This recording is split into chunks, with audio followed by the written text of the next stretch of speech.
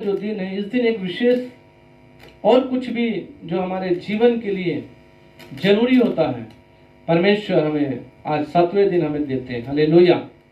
तो आइए वचन को निकालेंगे। गलातियंस चैप्टर 1, गलातियों की पत्री 1 अध्याय निकालिए सभी लोग।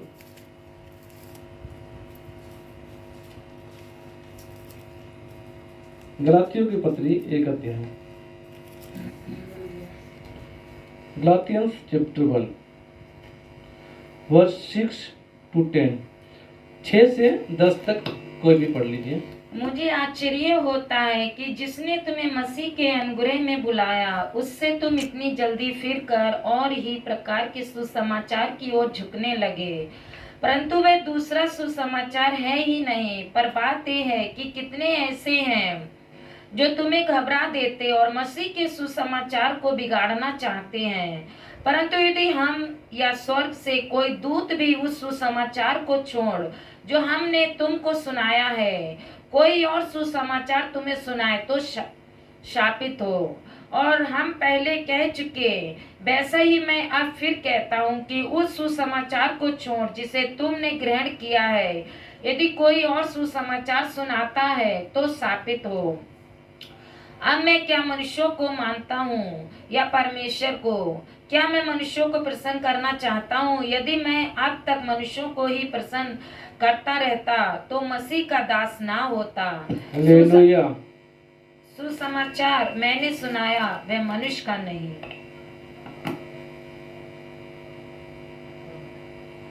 परमेश्वर के नाम की महिमा हो। यहाँ पर हम लोग गलातियों की पत्री 1 अध्याय 6 से 10 तक वचनों को अभी सुना।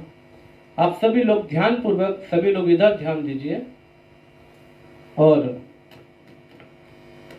वचन को आप लोग ध्यान देकर सुनेंगे तो परमेश्वर की योजना को आप लोग समझ सकेंगे। हालेलुया। तो 6 पद में इस प्रकार से लिखा हुआ, मुझे आश्चर्य होता है कि जिसने तुम्हें मसीह के अनुग्रह में बुलाया, उससे तुम इतनी जल्दी फिर कर और ही प्रकार के सुसमाचार की ओर झुकने लगे। पहली बात, मसीह यीशु ने हम पर अनुग्रह करके बुलाया। मैंने लास्ट संडे में बताया, क्या बताया था? हम लोग क्या है? चुने हुए लोग हैं, है कि नहीं? परमेश्वर ने चुना हमें बुलाया है। यहां पर परमेश्वर यीशु मसीह का अनुग्रह के कारण आप लोग बुलाए गए। हालेलुया। हालेलुया। जिसने मसीह के अनुग्रह में बुलाया, उससे तुम इतनी जल्दी फिरकर और ही प्रकार के सुसमाचार की ओर झुकने लगे। परमेश्वर मसीह का अनुग्रह में हमें बुलाया। मसीह का अनुग्रह का मतलब क्या है? ये अनुग्रह का समय है।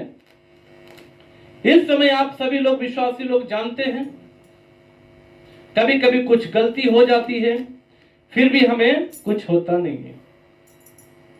पहले के समय में ऐसा नहीं था। पहले के समय में अगर एक छोटी सी भी गलती हो जाती थी, तुरंत उसे दंड दिया जाता था। कभी कभी तो तुरंत मृत्यु दंड भी दे दिया जाता था। एक बार तो बाइबल में ऐसी घटना को हम पढ़ते हैं, एक लड़का खाने पीने के लिए क्या है, लकड़ी को बीन रहा। मूसा की व्यवस्था के अनुसार आराधनालय का जो सबत का जो दिन होता था, आराधना का जो समय होता था, उस दिन में, सबत का दिन में कोई भी काम काज नहीं करना। आप भूखे हैं, भूखे रहिए, कहीं लकड़ी नहीं बीनना, कुछ काम नहीं करना। लेकिन वो बच्चा क्या है, लकड़ी बीन कर लाया। वो लड़का लकड़ी बीन कर लाया। लोगों को पता चला, सबने क्या किया, उसे मृत्यु दंड दिया, पथराव करके मार दिया। अभी के समय में कितने लोग तो आराधनालय में आते ही नहीं है रविवार के दिन। ये कितना बड़ा दंड होगा। आराधनालय के दिन में आराधना में आते नहीं, रविवार के दिन आते नहीं, घूमने चले जाते हैं, किसी रिश्तेदार के घर में चले जाते हैं, काम पे चले जाते हैं।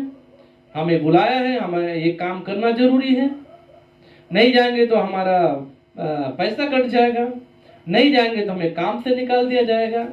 तमाम प्रकार की बातें उनके जीवन में होती हैं। ये सब तो ठीक है, लेकिन आप लोग सोच के देखिए, क्या आप उस दिन अपने काम में चले जाते हैं तो क्या आपको मृत्यु दंड मिलता है?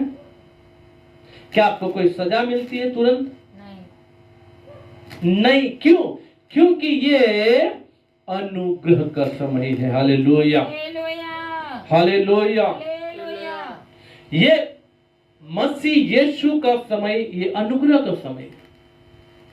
इस समय में यदि हमसे कोई बड़ा पाप भी हो जाता, बड़ी गलती भी हो जाती है, फिर भी हम मारे नहीं जाते, फिर भी हमें तुरंत दंड नहीं मिलता, और हम क्या करते हैं? पश्चाताप करके क्षमा मांग लेते, प्रभु हमें क्षमा कर दीजिए।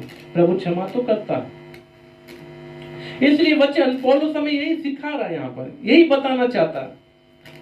ये गलातियों की जो कलीसिया है, जो गलातियों की जो मंडली है, उस मंडली के लिए यहाँ पर पौलुस का ये वचन, ये बातें, ये लेटर जो है, पौलुस इस मंडली को देकर ये समझाना चाह रहा है कि परमेश्वर ने तुम्हें अपने अनुग्रह में, मसीह के अनुग्रह में बुलाया है। तुम तो नाना प्रकार की बुराइयों में थे, तुम तो तमाम प्रकार की अभिलाषाओं में थे, लेकिन अनुग्रह के दिन के लिए मसीह का प्रेम में, मसीह का सुसमाचार सुनकर तुम अनुग्रह पाने के लिए आए हो, उनके सुसमाचार को सुनकर।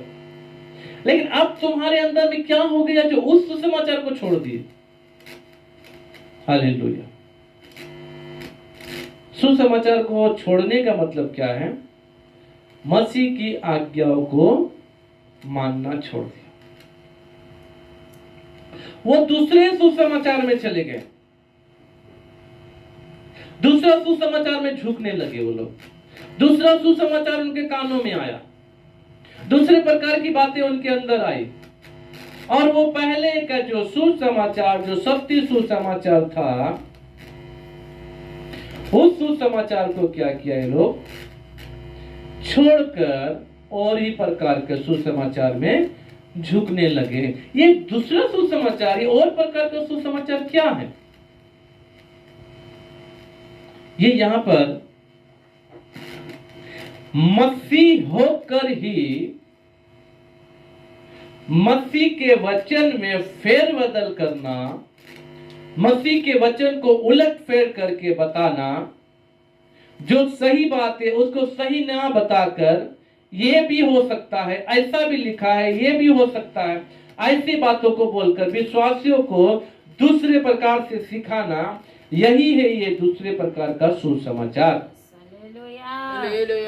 जैसा बाइबल हमें एक बात बताती है, ये वचन जो है सभी लोग जानते हैं, नए नए लोग आते हैं उनको भी बताया जाता है, और कलीसिया में कई बार मैं बता चुका हूं। हालेलुया। देखिए, जैसे बाइबल में लिखा हुआ है साफ साफ, पिता, पुत्र और पवित्र आत्मा के नाम से बपतिस्मा लेना। ठीक है, ये बात सब जानते हैं। मसीह यीशु ने खुद नदी में डूबकर बपतिस्मा लिया, ये भी सब जानते हैं। लेकिन कुछ पास्टर, कुछ लोग, कुछ उपदेशक लोग अपने लोगों को ऐसा बताते हैं कि वो तो यरदन नदी में डूब के बपतिस्मा लिया, तो क्या आपको बपतिस्मा लेना तो यरदन जाना पड़ेगा? एक बार एक परिवार से हमारा ऐसे ही बात हो गया बपतिस्मा के विषय में। मैंने उनसे बताया, महिला थी, मैंने कहा आंटी आप बपतिस्मा लिए? हाँ मैं बपतिस्मा ली हूँ, ऐसा उनका जवाब था। मैंने कहा कैसा लिए?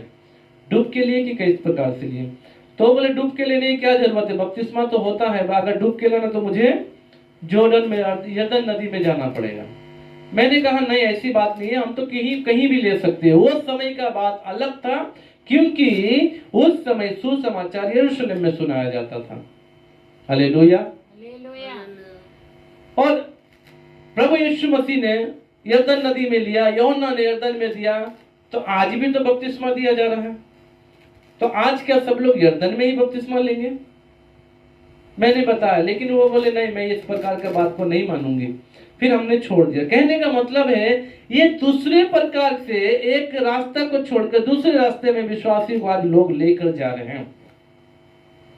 तो यहीं पर पौलुस भी ये बात को बता रहा है कि मुझे आश्चर्य होता है कि जिसने तुम्हें मसीह के अनुग्रह में बुलाया उससे तुम इतनी जल्दी फिर कर और ही प्रकार के सुसमाचार की ओर झुकने लगे।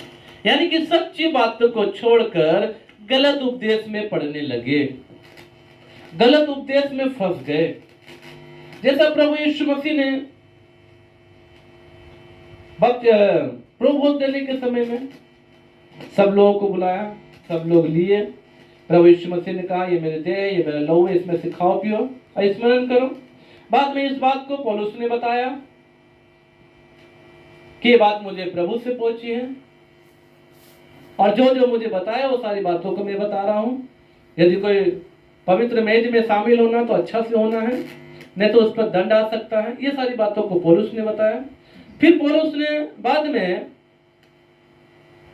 जो कुरिन्थ की कलीसिया में जो हम पढ़ते हैं, क्योंकि 11 अध्याय कुरिन्थ की कलीसिया में पौलुस ने बताया है, और 1 से 3 में भी हम देखते हैं पौलुस कुरिन्थ की कलीसिया के विषय में कुछ बातों को बताते हैं, जिसमें प्रभुभोज भी शामिल है। उस बातों को भी बताते हैं कि तुम लोग प्रभुभोज लेने आते हो तो तुम अपने लिए आते हो, दूसरों के लिए रुकते नहीं हो।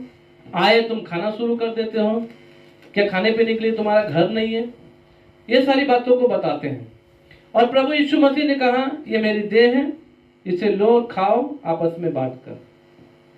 और घर घर जाकर वो लोग प्रभुभोज देते थे, क्योंकि ये जो है पवित्र मेज है। लेकिन आज प्रभु भोज का जो सिस्टम है वो ऑनलाइन हो गया। आप लोग देखिए, सोचिए प्रभु भोज ऑनलाइन कैसे होगा? अगर आप प्रभु भोज ले रहे, प्रभु भोज देने का एक अधिकार जो है एक परमेश्वर के दास को है। मैं ये नहीं बोलूं कि वो ट्रेनिंग लिया हुआ हो या बहुत बुजुर्ग हो या बहुत ज्ञानी हो, ऐसा नहीं। जो परमेश्वर का दास है, जिसे परमेश्वर ने चुना है, या जो परमेश्वर की बुलाहट पाकर प्रभु की सेवा के लिए आए हैं, वो चाहे ट्रेनिंग किया हो या ना किया हो, परमेश्वर की सेवा कर रहा है। कुछ लोग अपनी इच्छा से भी करते हो, वो एक अलग बात है। लेकिन जो परमेश्वर के दास है उनको अधिकार है पवित्र मेज में रोटी या दाखरस बांटने का, देने का। अब ऑनलाइन में मान लिया जाए, आप प्रभु भोज किस प्रकार से लेंगे? एक अभिषिक्त दास यहाँ बैठा हुआ, मान लिया जब मैं यहाँ बैठा हुआ हूँ या मैं अभी बोल रहा हूँ कि अभी प्रभु भोज का समय, आप लोग सभी लोग रोटी ले लीजिए।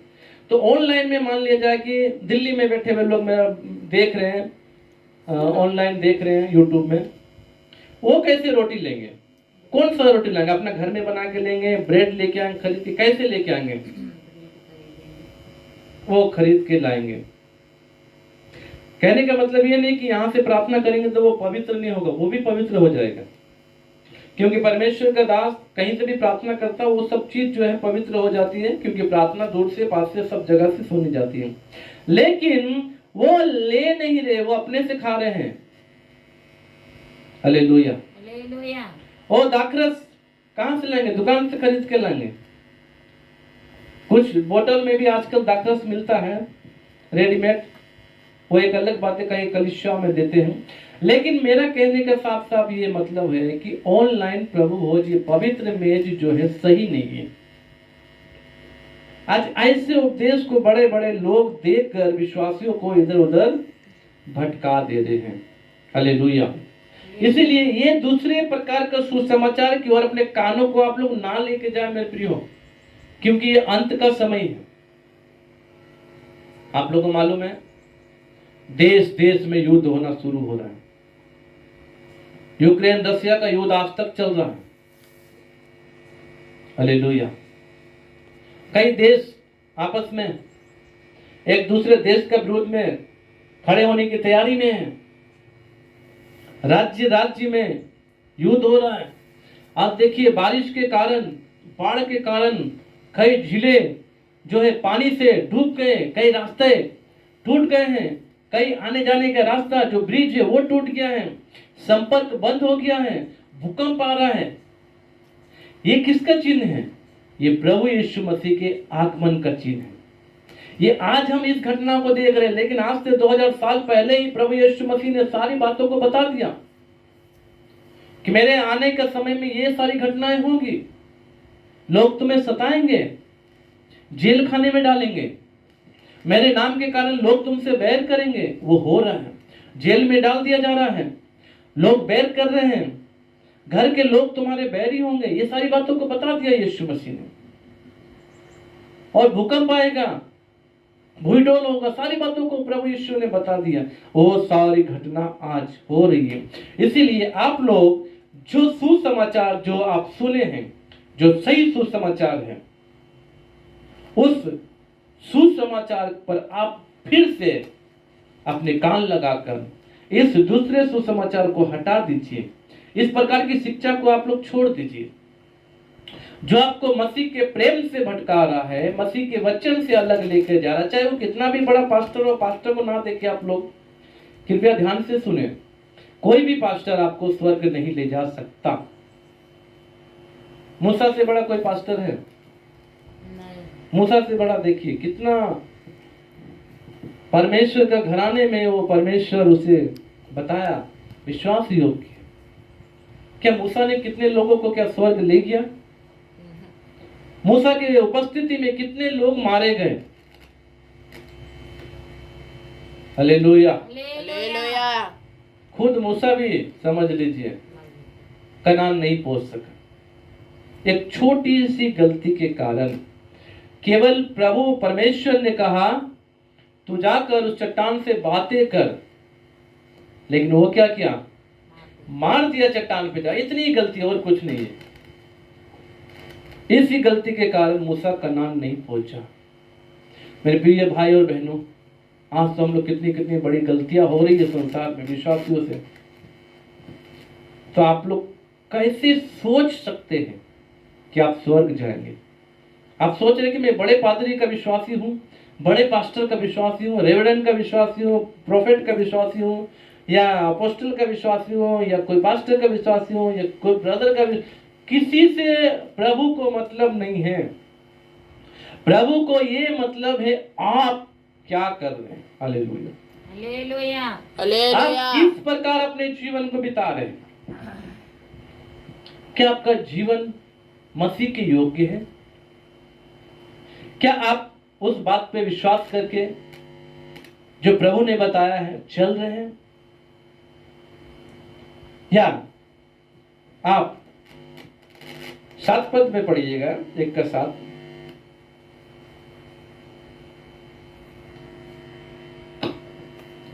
परंतु वे दूसरा सुसमाचार है ही नहीं। पर बात यह है कि कितने ऐसे हैं जो तुम्हें घबरा देते हैं और मसीह के सुसमाचार को बिगाड़ना चाहते हैं। मसीह के सुसमाचार को बिगाड़ना चाहते हैं। ये कब की बात है? आज से समझ 2000 साल पहले की बात है। ये घटना बात पौलुस यहाँ पर लिख के बता रहा है। Hallelujah, hallelujah. कितने ऐसे हैं जो मसीह के सुसमाचार को बिगाड़ रहे हैं, मसीह के सच्चाई को आज झूठा ठहरा रहे हैं, मसीह के वचन में फेरबदल कर रहे हैं, बाइबल में लिखी हुई बातों को इधर उधर करके मसाला मिर्च लगाकर बता रहे हैं। वचन में लिखा वो दूसरा सुसमाचार नहीं है। और दूसरी प्रकार की घटना जो आपको जो बताया जा रहा वो घटना नहीं है। जो आपको मिर्च मसाला लगाकर बता रहे हैं, जो फेरबदल करके बता रहे हैं, ये बातें नहीं है। 8 पद। परंतु यदि हम या स्वर्ग से कोई दूत भी उस देखिए ध्यान से सुनिए आप लोग, वचन क्या बोल रहा है। यहाँ पे लिखा हुआ हम, मतलब हम का मतलब है प्रेरितों में से कोई भी, हम लोग कोई भी, या स्वर्ग से कोई दूत भी, या कोई स्वर्ग से दूत उस सुसमाचार को छोड़ जो हमने तुमको सुनाया है, जो हमने आंखों देखी बातें और जो कानों सुनी बातें जो प्रेरितों से सुनी है, जो प्रभु ने हमें बताया है, उस बात को छोड़ यदि कोई स्वर्ग का दूत भी आकर तुम्हें बताए तो कोई और सुसमाचार तुम्हें सुनाए तो शापित हो। अगर कोई दूसरे प्रकार का सुसमाचार तुम्हें सुनाता है तो वो क्या है? श्रापित है। आज ध्यान पूर्वक सभी लोग जो इस वचन को सुन रहे हैं, आप सभी लोग अपने मन में वचन को बैठाइए, क्योंकि वचन आज आपसे कहना चाहता, आपसे बात कर रहा है। यदि आप लोग मसीह के सुसमाचार से फिर गए हैं, मसीह की सच्चाई से यदि आप लोग हट गए हैं, तो आज पश्चाताप करके क्षमा मांगकर प्रभु के पास आइए। Hallelujah, hallelujah. प्रभु आपको बुला रहा है, क्योंकि मसीह ने आपको क्या है, अपने अनुग्रह में बुलाया। परमेश्वर ने मसीह के अनुग्रह में आपको बुलाया है और आपको सुसमाचार सुनाया है। इसीलिए जो सुसमाचार आपको बताया गया है, जो सच्ची बात, जो घटना आपको बताई गई है मसीह यीशु के विषय में, यदि उस बात को छोड़कर और कोई दूसरे प्रकार की बातों को अगर आपको कोई बताता है, तो वो क्या है, श्रापित है। Hallelujah, hallelujah. तो आज बड़े लोगों को ना देखें, किसी भी बड़े पद के लोगों को ना देखें, ये इतना बड़ा है, ये पुराना पास्टर है, ये पुराना पादरी है, ये बुजुर्ग है, या ये है, ये सारी बातों को ना देखें मेरे प्रिय भाई और बहनों। आप केवल बाइबल को देखें, बाइबल आपसे क्या कहती है, क्योंकि बाइबल को जब तक आप पढ़ेंगे नहीं, इसको समझेंगे नहीं, तब तक आप ऐसे धोखा खाते रहेंगे और आप लोग को उलट फेर की बातों में लोग फंसाते रहेंगे। आज कई सारे लोग जो हैं बाइबल में बोलते, कहाँ लिखा नशा करना मना है, कहाँ लिखा जो बीड़ी नहीं पीना चाहिए, कहाँ लिखा हमें बता दीजिए। लोग ऐसे पूछते हैं, ये बात तो नहीं लिखा कि बीड़ी पीना मना है, सिगरेट पीना मना, यहाँ बाइबल में नहीं लिखा है। लेकिन परमेश्वर का वचन बाइबल में हमें क्या बताता है, पहला कुरिन्थियों 3 अध्याय निकालिएगा आप लोग, क्या बताता, उस बात को समझिए। उस बात को यदि अगर आप समझ गए तो आप कभी भी ये सवाल नहीं करेंगे कहाँ लिखा है बीड़ी सिगरेट पीना मना। 3 का 17 पद पढ़िए। यदि कोई परमेश्वर के मंदिर को नष्ट करेगा तो परमेश्वर उसे नष्ट करेगा, क्योंकि परमेश्वर का मंदिर पवित्र है और वह तुम हो। परमेश्वर का मंदिर पवित्र है। Hallelujah, hallelujah. यदि कोई परमेश्वर के मंदिर को नाश करेगा तो परमेश्वर उसको नाश कर देगा, क्योंकि परमेश्वर का मंदिर पवित्र है। और वो मंदिर कौन है, आप लोग, आप लोग हैं, आप लोग। Hallelujah, hallelujah. बोल सकते, मैं हूँ परमेश्वर का मंदिर। मैं यदि परमेश्वर के मंदिर को अपवित्र करूंगा तो स्वर्ग नहीं पहुंच सकूंगा। नाश का मतलब यही है। यस, आप स्वर्ग नहीं जाएंगे तो नरक जाएंगे, नरक में तड़पते रहेंगे, यही है नाश का मतलब। सही बात। परमेश्वर का मंदिर पवित्र है मेरे प्रियो, आप लोग हैं। Hallelujah, hallelujah. अब इस पवित्र मंदिर में अगर आप सिगरेट पीकर धुआं जलाएंगे, बाइबल में तो नहीं लिखा सिगरेट पीना मना है, लेकिन सिगरेट पीने से क्या होता है, बीमारी आएगी। आप जब सिगरेट पिएंगे तो परमेश्वर के वचन को नहीं मानेंगे, और जब परमेश्वर के वचन को नहीं मानेंगे तो मसीह आपके अंदर नहीं है, और जब मसीह आपके अंदर नहीं है तो शैतान आपके साथ है, और जब शैतान आपके साथ है तो कहां जाएंगे, नरक, सीधा नरक। आप दारू पीएंगे तो मसीह आपके साथ नहीं है तो शैतान आपके साथ है, दारू पी के अपना जीवन को नष्ट करेंगे और हर एक प्रकार की बुराइयों को करके, जो कि करना गलत है, उस बुराइयों को करके यदि आप अपने जीवन को बिता रहे हैं तो आप समझ लीजिए कि आपके साथ मसीह नहीं है, आप मसीह के साथ नहीं है, आपके अंदर मसीह नहीं है, मसीह का जीवन नहीं है, और आप क्या है, उस मंदिर को नाश कर रहे हैं, अपने जीवन को नाश कर रहे हैं। यहाँ थोड़ा सा समय आपको आनंद जरूर मिलता होगा। आज कई लोग बोलते क्या करें, बहुत पुराने समय से सिगरेट पी रहे हैं, बहुत पुराने समय से पान खा रहे हैं, बहुत पुराने समय से शराब पी रहे हैं, छूटता ही नहीं, तो क्या करें, जो होगा देखा जाएगा। कुछ लोग तो अपने पास्टरों के विषय भी बोल देते हैं, क्या किया जाए, इनका नशा ही नहीं छूट रहा है, पास्टरों के विषय में भी ऐसा बोल देते हो लोग। उसी पास्टर के अंडर में वो लोग जा भी रहे हैं। अरे जब वही गलत करेगा तो आप कहां से सही करेंगे, जब वही पाप में पड़ा हुआ तो आपको कैसे शिक्षा देगा कि आप पाप ना करो, जब वही नरक जा रहा तो आपको वो कैसे स्वर्ग लेके जा सकता है। ये सारी बातों को ध्यान से सुने प्रियो, ये कोई खेल हंसी ठट्टा मजाक की बात नहीं है, ये बहुत सीरियस है, ये बहुत सीरियस बात है मेरे प्रियो, क्योंकि समय निकट है। आपका कान दूसरे सुसमाचार की ओर नहीं जाना है, आपका कान दूसरी ओर नहीं झुकना है, आपका कान उस सुसमाचार की ओर जाना। उस बात को याद करें जब आप पहले पहले मसीह बने थे, जब आप पहले पहल प्रभु को जाने थे, उस घटना को याद करें, उसी बात को स्मरण करें, उसी वचन को याद करें, उसी सुसमाचार को याद करें कि आपने कैसे सुसमाचार सुना, कौन सा सुसमाचार सुना, किस प्रकार का सुसमाचार सुना, क्या बात बताकर आपको समझाया गया, आप क्या बात सुनकर प्रभु के पास आए, वो बातों को याद करें। Hallelujah, hallelujah. आप मसीह में सुसमाचार सुने, मसीह में बढ़ रहे हैं, अचानक से आप दूसरी बातों को सुन लेंगे, दूसरी घटना को सुन लेंगे, दूसरे प्रचारक का बात सुनेंगे, अरे ये बात तो ये बोल रहा है, हो सकता है तो बड़ा पास्टर ये बोल रहा तो सही बात बोलता होगा, यही बात है सही। आपका कान गलत में चला जाएगा। मैं ये नहीं कह रहा कि दूसरे प्रचारक की बात आपको उनका वचन नहीं सुनना, सुनिए, सबका सुनिए, छोटा बड़ा दुनिया, कोई भी पास्टर हो, कोई भी सेवक हो, सबका सुनिए, सबका आदर करें।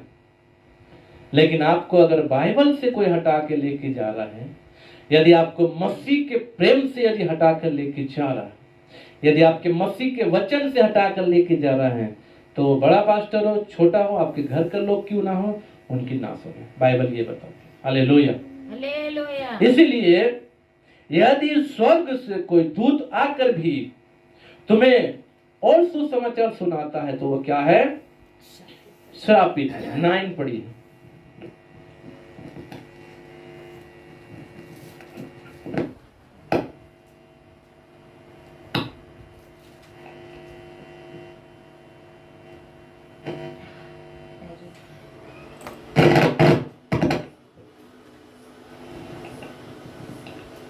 जैसा हम पहले कह चुके हैं वैसा ही मैं अब फिर कहता हूँ कि उस सुसमाचार को छोड़ जिसे तुमने ग्रहण किया है, यदि कोई और सुसमाचार सुनाता है तो वह शापित हो। जिसे आपने ग्रहण किया है। हालेलुया।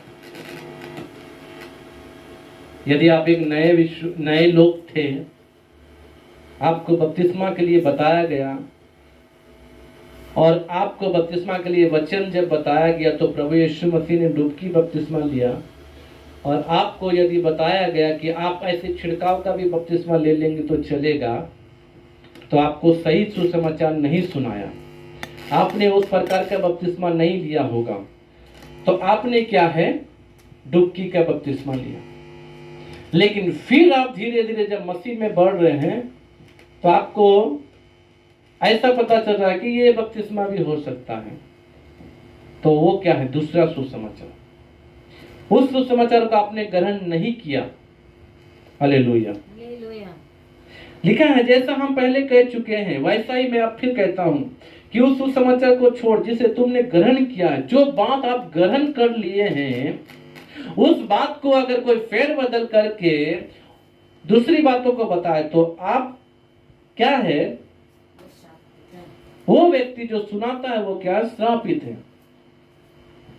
क्योंकि वो दूसरा सुसमाचार है ही नहीं। 10 पद में इस प्रकार से लिखा हो, 10 पद पढ़िएगा, गलातियों 1:10। आप लोग और कोई भी पढ़ सकते हैं। गलातियों 1:10 पढ़िए। अब मैं क्या मनुष्य को मानता हूँ या परमेश्वर को? क्या मैं मनुष्य को प्रसन्न करना चाहता हूँ? यदि मैं अब तक मनुष्य को ही प्रसन्न करता रहता तो परमेश्वर का दास ना होता। हालेलुया। हालेलुया। 10 पद बहुत अच्छा से समझाया है। अब मैं क्या मनुष्य को मानता हूँ?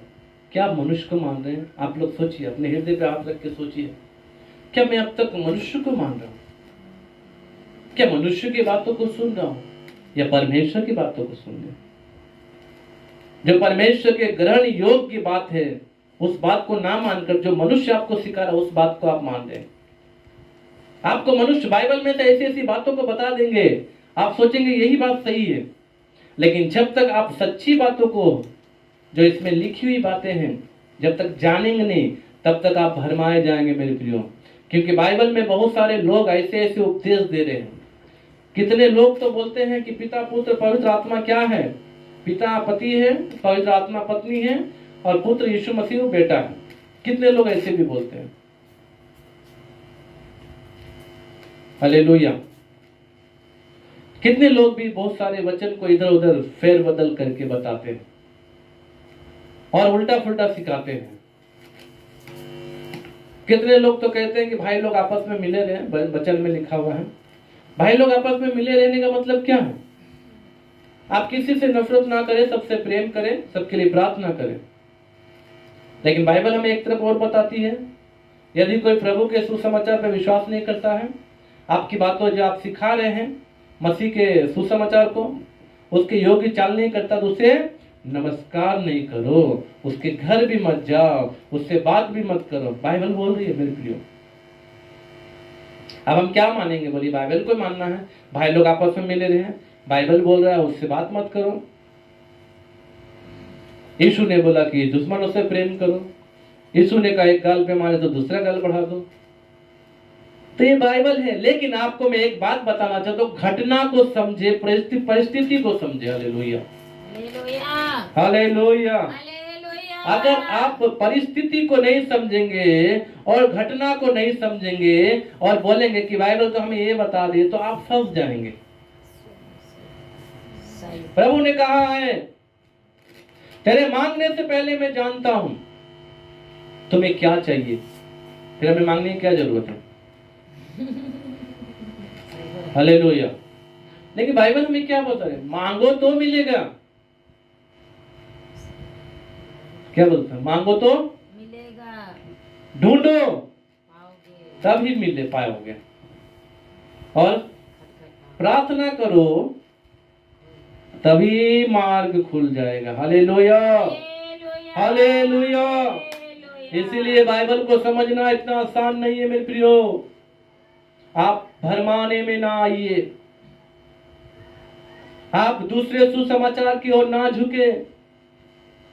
अगर कोई स्वर्गदूत भी आकर आपको मसीह के वचन में से उलटफेर की बातें बताता है तो वो श्रापित है, उनकी बात ना माने।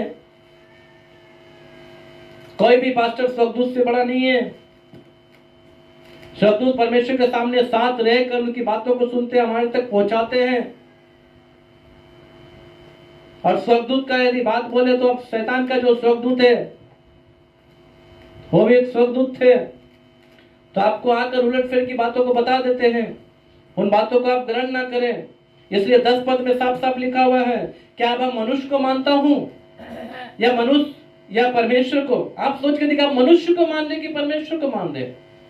आपको पता है यूहन्ना और पतरस जब प्रार्थना करके मंदिर में गए, वहां पर जाकर लंगड़े को चंगा कर दिया। चंगा करने के बाद में जो है फिर उसको यूहन्ना और पतरस को पकड़ लिया गया। उनको बताया आप लोग जो है ये बातों को आप लोगों को मत सुनाओ, क्योंकि लोग बहुत विश्वास कर रहे हैं, इस प्रकार की बातों को आप ना सिखाएं। तो उन्होंने क्या कहा? क्या ये सही है कि परमेश्वर की बात से बढ़कर मैं मनुष्य की बात को मानूं? Hallelujah, hallelujah. उन्होंने साफ साफ कहा मैं मनुष्य की बात को नहीं मानूंगा, मैं परमेश्वर की बात को मानूंगा। तो अब आप किसकी बात को मान रहे हैं? आपको सोचना है, क्योंकि बड़े अधिकारी एक मनुष्य, बड़े पास्टर एक मनुष्य है, कितना भी आपका प्रिय हो एक मनुष्य। इसीलिए आप मनुष्य की बात को मान रहे हैं परमेश्वर की, लेकिन सच्ची बात को बताने वाला भी एक मनुष्य है। आपको खाली पहचानना है। Hallelujah, hallelujah. आपको पहचानना है कि कौन सच बोल रहा है, कौन झूठ बोल रहा है, कौन फेर बदल करके उलट फेर की बातों को बता रहा है, कौन गलत सुसमाचार बता रहा है, कौन सही बात बता रहा है, ये आपको पहचानना है। इसलिए लिखा हुआ अब मैं क्या मनुष्य को मानता हूँ या परमेश्वर को? क्या मैं मनुष्य को प्रसन्न करना चाहता हूँ? यदि मैं अब तक मनुष्य को ही प्रसन्न करता रहता तो मसीह का दास ना होता। यदि अब तक आप केवल मनुष्य की बात को मान रहे हैं, यानी कि मसीह आपको बाइबल में जो बता रहा है, बाइबल जो आपको बता रही है उस बात को आप नहीं सुनकर दूसरे प्रकार की बातों को आप मान रहे हैं, मनुष्य की बात, या गलत सुसमाचार पे आप विश्वास करके आप एक मसीह हैं, तो मैं आपको भी ये बात बता रहा हूं, क्योंकि मसीह लोग तो ज्यादा भरमाए जा रहे हैं। मसीह लोग जो भी मंडली में जाकर, जो भी कलीसिया में जाकर भरमाए जा रहे हैं। मैं किसी कलीसिया का नाम लेकर ये नहीं बोलना चाहता कि कोई बुरा है, कोई गलत है, लेकिन बस ये बोलना चाहता कि बाइबल को आप समझे, बाइबल को आप पहचाने, बाइबल के वचन को ग्रहण करें। अगर आप गलत सुसमाचार की ओर जाते हैं तो आप अपना ही नुकसान करेंगे, क्योंकि पौलुस बोलता है, मुझे आश्चर्य होता है कि जिसने तुम्हें मसीह के अनुग्रह में बुलाया उससे तुम इतनी जल्दी फिर कर और ही प्रकार के सुसमाचार की ओर झुकने लगे हो। हालेलुया। आप गलत सुसमाचार की ओर ना झुके। यदि आज तक आप केवल गलत सुसमाचार पर चल रहे हैं तो इसका मतलब है आप मनुष्य की बात को मान रहे हैं। और आप यदि परमेश्वर की बात को मान रहे हैं तो आपके लिए अनंत स्वर्ग रखा हुआ। अगर आप सही बातों को, सही सुसमाचार को मानकर अपना जीवन बिता रहे हैं, सही वचनों को सुनकर अपने जीवन को बिता रहे हैं, तो आप मसीह के दास हैं। और यदि आप अब तक केवल मनुष्य की बात को मान रहे हैं तो आप परमेश्वर के दास नहीं हो सकते, परमेश्वर के लोग नहीं हो सकते। केवल आप एक लेबल लगा के रखें कि मैं परमेश्वर का जन हूँ, मैं प्रार्थना करता हूँ या मैं प्रार्थना करती हूँ, मैं कलीसिया में जाता हूँ या मैं कलीसिया में जाती हूँ, मैं दान देता हूँ, दान देती हूँ, ऐसे करके आप यदि केवल सोच के रखे थे केवल एक लेबल है, परंतु परमेश्वर आपके साथ में नहीं है। Hallelujah, hallelujah. इसलिए मेरे प्रिय भाई और बहनों, अपने जीवन को आप क्या करें, प्रभु के सुसमाचार के योग्य बनाएं। जैसा बाइबल का सुसमाचार है, बाइबल में जो सही बातें हैं उस बातों पर आप लोग विश्वास करें। किसी भी सुनी सुनाई बातों पर विश्वास ना करें। कोई भी बड़ा से बड़ा दास क्यों ना हो परमेश्वर का, यदि वो गलत प्रचार कर रहा है तो आप लोग समझिए कि आपको वो दूसरे प्रकार से, दूसरे रास्ते में लेकर जा रहा है। आप अपने समाज को देखकर, अपने जाति को देखकर, अपनी भाषा को देखकर, अपने लोगों को देखकर ना डरें। यदि मसीह का सुसमाचार आपको गलत प्रकार से सुनाया, समझाया जा रहा है, मैं यही कहूंगा कि आप उस सुसमाचार पे विश्वास ना करें। Hallelujah, hallelujah. अपना जीवन मसीह को दें, प्रभु आपको आशीर्वाद देगा। इसलिए इस वचन में ऐसा लिखा हुआ है, जैसा हमने पढ़ा गलातियों का 6 से 10 में, मुझे आश्चर्य होता है कि जिसने तुम्हें मसीह के अनुग्रह में बुलाया उससे तुम इतनी जल्दी फिर कर और ही प्रकार के सुसमाचार की ओर झुकने लगे। परंतु वो दूसरा सुसमाचार है ही नहीं। पर बात यह है कि कितने ऐसे हैं जो तुम्हें घबरा देते हैं और मसीह के सुसमाचार को बिगाड़ना चाहते हैं। परंतु यदि हम या स्वर्ग से कोई दूत भी उस सुसमाचार को छोड़ जो हमने तुमको सुनाया है, कोई और सुसमाचार तुम्हें सुनाए तो शापित है।